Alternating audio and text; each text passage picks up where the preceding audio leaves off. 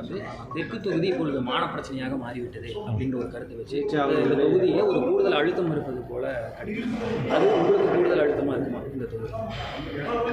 இல்லை, கோவை தெற்கு தொகுதியை பொறுத்த வரைக்கும் பல முன்னோர்கள் அரசியலில் பலம் மிக்கவங்க புதியவர்கள் என தொடர்ந்து பல தேர்தல் நின்று வெற்றி பெற்றிருக்காங்க. எல்லாருமே அந்த களத்துக்கு வரும்போது முதல் முறை நிற்கும்போது ஒரு புதிய வேட்பாளராக தான் அந்த களத்தில் நிற்பாங்க. அந்த வகையை பொறுத்த வரைக்கும் ஏற்கனவே பல வருஷங்கள் நான் அவங்களோட இருந்து பணியாற்றிக்கிட்டு இருக்கேன். கோவையில் அரசு பணியும் பார்க்குறேன், அரசியல் பணியும் பார்த்துருக்குறேன். அதனால் புது ஊரில் எனக்கு ஏற்கனவே பழகிய ஊர், பல்வேறு திட்டங்களை முதலமைச்சரத்தில் கேட்டு பெற்று செயல்படுத்தி இருக்கக்கூடிய ஊர். அந்த வகையில் மக்கள் மீது நம்பிக்கை வைத்து என்னை முதலமைச்சர்கள் அனுப்பி வச்சுருக்காங்க. நான் யாரையும் போட்டியாளராகவோ யார் மீதோ விருப்பெல்லாம் நமக்கு கிடையாது. மக்களை சந்திக்க போகிறோம். அரசு செய்த திட்டங்களை, முதலமைச்சர் கொடுத்த திட்டங்களை நாங்கள் வாக்காளர்கிட்ட எடுத்து சொல்ல போகிறோம். எங்களுக்கு ஆதரவாக வாக்களிங்கள் என்று கருத்துக்களை கேட்க போகிறோம். அவங்க வாக்களிப்பதற்கு மக்கள் தயாராக இருக்காங்க. இதில் எந்த அரசியல் அழுத்தமும் கிடையாது. யாரும் ஒரு சிலர் வேணும்னா அவங்க அந்த மாதிரி நினச்சிக்கலாம், ஒரு அழுத்தம் இருக்கிற மாதிரி ஒரு சூழல் அவங்களுடைய மனநிலையாக இருக்கலாம். பட் அது மாதிரி தொகுதிகளில் அந்த மாதிரி எதுவும் இல்லை. நீங்களும் பார்த்துருக்கீங்க. கடந்த தேர்தலில் டிசைடிங் ஃபேக்டராக இருந்தது வடமாநிலத்தவர்கள் ஓட்டு தான் அப்படின்னு ஒரு குறிப்பிட்ட ஒரு குறிப்பிட்ட பகுதி ஓட்டுகள் எண்ணும்போது இவங்க தான் டிசைடிங் ஃபேக்டராக இருந்தது. அதாவது போன எலெக்ஷனில் கூட அவங்க வானதியவர்களுக்கான வெற்றியை உறுதி செஞ்சது இந்த பகுதி மக்கள் தான் அப்படின்னு சொல்கிறாங்க. இவங்களுடைய ஆதரவு எந்த அளவுக்கு திமுகவுக்கு அதிகரிச்சிருக்கு? உறுதியாக அரசு மீது ஒரு நம்பிக்கையை வச்சுருக்கிறாங்க, முதலமைச்சர் மீது ஒரு நம்பிக்கையை வச்சுருக்காங்க. அந்த நம்பிக்கையின் அடிப்படையில் இந்த முறை எங்களுக்கு திராவிட முன்னேற்ற கழகத்துக்கு உதயசூரியனுக்கு வாக்களிப்பார்கள் என்ற நம்பிக்கை இருக்குது. ஒவ்வொரு அமைப்புகளாக நாங்கள் பார்த்து அந்த நிர்வாகிகளை பார்த்து சந்தித்து ஆதரவு கேட்டு வர்றோம். அந்த வகையில் ஆதரவு கொடுப்பதற்காக உறுதியளித்திருக்கிறாங்க. நிச்சயமாக தேர்தல் என்பது, வெற்றி என்பது உறுதியாக இருக்கும். அதில் எந்த விதமான மாற்று கருத்தும் இல்லை. ஏதாவது மற்றவங்க எதிர்பார்த்துருந்துருப்பாங்க, இப்போ இந்த மாதிரி ஒரு அறிவிப்புகள் வரும் அப்படின்னு எதிர்பார்த்துருக்க மாட்டாங்க. அதனால் அவங்களுக்கு இப்போ ஒரு பதட்டங்கள் இருக்கலாம், உள்ள ஒரு சூழல் மாறி இருக்கலாம். பட் எங்களை பொறுத்த வரைக்கும் நாங்கள் அந்த மாதிரி எதையும் எடுத்துக்கல. ஒவ்வொரு அமைப்புகள், இந்த தொகுதிக்கு உட்பட்ட ஒவ்வொரு அமைப்புகளையும் நேரில் சந்திக்கிறோம். சங்கத்தினுடைய நிர்வாகிகளை பார்க்குறோம், அமைப்பினுடைய தலைவர், செயலாளர், பொருளாளர் பார்க்குறோம், அந்த அமைப்பினுடைய உறுப்பினர்கள் பார்க்குறோம். எங்களுக்கு இயக்கத்திற்கு ஆதரவாக, முதலமைச்சருக்கு ஆதரவாக வாக்களியுங்கள், உங்களுடைய ஆதரவை தாருங்கள் தான் நான் கேட்குறேன். நான் 1,90,000 கிட்டத்தட்ட சுமாரான வாக்குகள் தான் இங்கே இருக்குது சார். 50,000 வாக்குகள் வித்தியாசத்தில் வெல்வோம் அப்படிங்கிற ஒரு சூழலை வச்சுருக்காங்க. திமுகவுக்கு ஏதாச்சும் டார்கெட் இருக்கா சார்? இந்த அளவுக்கு வெற்றி வாய்ப்பை சொல்ல போகிறோம், இந்த அளவு ஒரு டார்கெட் வச்சு நம்ம வேலை செய்கிறோம்? பொதுவாகவே நாங்கள் அந்த மாதிரி வச்சு தான் இலக்கத்தில் வேலை செய்வோம். இப்போ தான் பணிகளை தொடங்கி இருக்கிறோம். பணிகள்னால் இப்போ தேர்தல் அறிவிக்கப்பட்ட பிறகு அலுவலகம் திறப்பது, வேட்புமனு தாக்கல் செய்வது, செயல்வர் கூட்டம் நடத்துவது, வாக்காளர்களை சந்திப்பது, இந்த பணிகளை தொடங்கியிருக்கு. இன்றைக்கி வாக்கு சேகரிக்கின்ற நிகழ்ச்சியை இப்போ 5 மணிக்கு நாங்கள் தொடங்க இருக்கின்றோம். அதனால் நாங்கள் செய்த திட்டங்களை சொல்கிறது, அடுத்து செய்யக்கூடிய வாக்குறுதிகளை கொடுக்கறது, இதெல்லாம் அடுத்தடுத்து வரக்கூடிய நாட்களில் இருக்கும். நிச்சயமாக நாங்களும் ஒரு இலக்கு வச்சு தானே செயல்படுவோம்.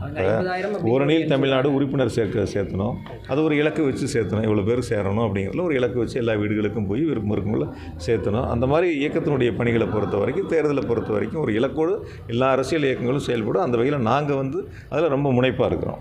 நீங்கள் இப்போ தெற்கில் போட்டிடுறீங்க, இப்போ 10 தொகுதிக்கும் நம்ம நேரடியாக போய் இந்த பிரச்சாரத்தை பண்ண போகிறோமா, என்ன பண்ண போகிறோம்? இல்லை, கோவையில் 10 தொகுதிகளுக்கும் அலுவலகம் திறக்கிறதுலேருந்து சுற்றுப்பயணத்து வரைக்கும் எனக்கு எவ்வளோலாம் நேரம் இருக்கோ அது வரைக்கும் அவங்களோட சேர்ந்து பயணிக்க தான் போகிறேன். மீதி தொகுதிகளுக்கும் போக தான் போகிறோம். ஒரே தொகுதியில் நான் நின்று போகிறதில்ல. மற்ற தொகுதிகளுடைய பிரச்சாரங்களையும் எனக்கு நேரம் இருக்கும்போது அவங்களோட நான் கலந்துக்குவேன். 50,000 வாக்குகள் வித்தியாசத்தில் ஜெயிப்பதாகவோ அவங்க சொல்லக்கூடிய கருத்துக்களை நீங்கள் கொஞ்சம் திருப்பி ஒரு கேள்வி கேட்கணும். போன தேர்தலில் எவ்வளோ ஓட்டு வித்தியாசத்தில் இந்த தொகுதி ஜெயிச்சிருக்கு, அதுக்கு பிறகு நடந்த உள்ளாட்சிகளில் எவ்வளோ வெற்றிகள் அவங்க பெற்றாங்க, அதுக்கு பிறகு நாடாளுமன்ற தேர்தலில் ரெண்டும் சேர்ந்தால் கூட, நீங்கள் சொல்லக்கூடிய 2 இயக்கங்களும் சேர்ந்தால் கூட எவ்வளோ வாக்குகள் வித்தியாசம் இருக்குது அப்படிங்கிறதையும் நீங்கள் பிரித்து பார்த்து கேள்வி கேட்டிங்கன்னா அவங்க அதுக்கான கேள்விகளுக்கான விடை உங்கள் மூலிமா நான் கிடைக்கும்னு நினைக்கிறேன். அதுக்கு வேற ஒன்றும் இல்லை. அமரர்ஜுனன் கருத்து சொல்லும்போது கூட ஏற்கனவே எங்களுக்கு தெரியும் இந்த மாதிரி ஒரு ஸ்டார் கேண்டிடேட் தான் இங்கே வருவாங்கன்னு தெரியும், அதனால தான் தெற்கு நான் கேட்டு வாங்கினேன், அதனால் நிச்சயமாக நாங்கள் தான் ஜெயிப்போம் அப்படின்றது தான். அவருக்கு தெரிஞ்சிருக்கலாம், எப்படி தெரியும்னு தெரியல, எனக்கு தெரியல. நான் இங்கே தான் நிற்பேங்கிறது எனக்கு தெரியல. ஏன்னா நான் கரூரில் எல்லா வேலையும் பார்த்து வச்சேன். எனக்கு இங்கே இப்போ நிற்பேன்னு எனக்கு தெரியல, அவருக்கு எப்படி தெரிஞ்சதுன்னு தெரியல. ஏன்னா வேட்பாளர் அறிவிக்கிற வரைக்கும் எங்கள் திராவிட முன்னேற்ற கழகத்தில் எந்த தொகுதிக்கு யார் வேட்பாளருங்கிறது தெரியாது. அவர் ஏதாவது தனியாக ஒரு பட்டியல் தயார் பண்ணாரா என்னென்னு அவர்கிட்ட தான் கேட்கணும். பல்ஸ் எப்படி இருக்குங்க சார்? சட்டமன்ற தேர்தல், போன சட்டமன்ற தேர்தலுக்கு பிறகு நாடாளுமன்ற தேர்தலாகட்டும், உள்ளாட்சி தேர்தல்கள், ஊரக உள்ளாட்சி தேர்தல்கள் எல்லாத்துலேயுமே ஆதிக்கம் அதிக அளவில் செலுத்தியிருக்கீங்க. இங்கே கோவையின் கோட்டை முக்கியமான ஆளாக சொல்லக்கூடிய முன்னாள் அமைச்சர் எஸ்பி வேலுமணியோட பேரூராட்சியிலையும் 15 ஜெயிச்சிருக்கீங்க. இந்த முறை அந்த 10க்கு 10ங்கிற சட்டமன்ற தொகுதிகளில் எவ்வளோ நம்ம பார்க்கலாம் சார்? 10க்கு 10 எதிர்பார்க்கலாம். எனக்கு ஒரு விஷயங்கள் மட்டும் உங்கள்கிட்ட நான் தெளிவுபடுத்திடலான்னு இருக்கேன். அதிமுகவினுடைய கோட்டை என்பது என்னை பொறுத்தவரை நீங்கள் கடந்த 2021 தேர்தலை பாருங்கள். ஒரு தொகுதி ஒரு 1400 ஓட்டு, ஒரு தொகுதி ஒரு 1700 ஓட்டு, ஒரு தொகுதி 4000 ஓட்டு, ஒரு தொகுதி 8000 ஓட்டு, இப்படி தான் இருக்குது. ஒன்றும் பெரிய வாக்கு வித்தியாசங்கள் இல்லை. ஒரே ஒரு தொகுதி தொண்டாமுத்தூர் மட்டும் 40,000 ஓட்டுக்கு அதிகமான ஓட்டு வித்தியாசத்தில் ஜெயிச்சிருக்காங்க. மீதி எல்லாமே 10,000, 8,000, 4,000, 1,700, 1,400 இப்படி குறைந்த வாக்குகள் வித்தியாசத்தில் தான் நாங்கள் வெற்றி வாய்ப்பை தவற விட்டுருக்குறோம். அதனால் அதை சரி செஞ்சாலே எங்களுக்கு போதுமானது. 5 வருஷம் அதுக்கு இடையில் வந்து கடந்த சட்டமன்ற தேர்தலுக்கு பிறகு 5 ஆண்டுகளில் நிறைய திட்டங்களை முதலமைச்சர் கொடுத்துருக்காங்க. அதை சொல்லி அந்த இருக்கிற அந்த 1,700 வாக்குகள் 4,000 வாக்களை சரி செஞ்சு அதிகமான வாக்குகளை பெற்றாலே போதும். அதுதான் நான் உள்ளாட்சி தேர்தலையும் கடந்த நாடாளுமன்ற தேர்தலையும் மக்கள் கொடுத்துருக்காங்க. உங்கள் பேர்லேயே டிவிக்கேல ஒரு வேட்பாளர் இறங்குறாரு. எந்த அளவுக்கு இந்த ஃபஸ்ட் டைம் ஓட்டர்ஸ்க்கு ஒரு கன்ஃபியூஷன் ஒரு குழப்பமும் வராது சார். ஒரு குழப்பமும் வராது. உள்ளாட்சியில் 4 சீட்டில் ஓட்டு போடுறாங்க.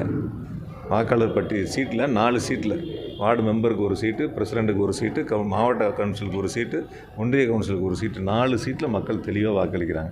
யாருக்கும் எந்த குழப்பமும் வராது. அதனால் என் பேரில் என்னுடைய முழு பேர் இருக்கிற அந்த பேரில் இன்னொருத்தர் போட்டால் கூட யாருக்கும் குழப்பம் வராது. சின்னங்கிறது தெளிவாக இருக்குது. 75 ஆண்டு கால பாரம்பரியமிக்க இயக்கம் திராவிட முன்னேற்ற கழகம், உதயசூரியன் சின்னம். அதனால் மக்களுக்கு சின்னங்கிறது நாங்கள் கொண்டு புதுசாக சேர்த்த வேண்டிய அவசியம் இல்லை. நிச்சயமாக வந்து எந்த குழப்பமும் இருக்காது. தேர்தல் தெளிவாக இருக்கும். 4ஆம் தேதி ஒன்றா இருந்து தானே ஓட்டு என்ன போகிறோம். நீங்களும் அங்கே தான் இருக்க போகிறீங்க. என்ன வாக்கு வித்தியாசங்கிறத பார்ப்போம், எத்தனை தொகுதியில் வெற்றி என்பதை பார்ப்போம். மக்களுடைய மனநிலையை அன்றைக்கி முழுசாக நம்ம தெரிஞ்சுக்க போகிறோம். நாங்கள் களத்தில் பார்த்த வரைக்கும் மக்கள் வந்து 10 தொகுதிகள்லையும் எங்களுக்கு முழு ஆதரவு கொடுப்பதற்கு தயாராக இருக்காங்க. அது நாங்கள் உணர முடியுது. ஆமாங்க. 2ஆம் தேதி அன்னைக்கு எங்களுடைய கழகத் தலைவர் முதலமைச்சர்கள் கொடிசியா மைதானத்தில் 7 தொகுதிகளுக்கான தேர்தல் பிரச்சார கூட்டத்தில் எழுச்சியுரையாற்ற இருக்கின்றார்கள். அந்த கூட்டத்திற்கான ஏற்பாடுகளை தொடங்கி பணிகள் நடந்துக்கிட்டு இருக்கு. உங்களோட சேர்ந்து நான் அந்த இடத்துல சந்திக்க போகிறேன். அதனால் அங்கே சொல்லலான் இருந்தேன். நிச்சயமாக அதற்கான ஏற்பாடுகள் மிக சிறப்பாக நடந்துக்கிட்டு. நன்றி.